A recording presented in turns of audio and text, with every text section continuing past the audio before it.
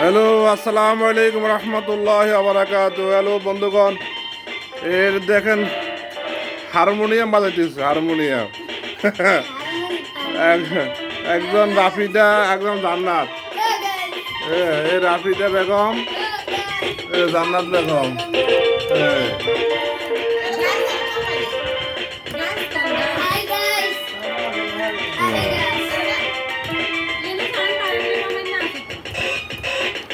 আমিও আছি সাথে, মাহবুবুর রহমান।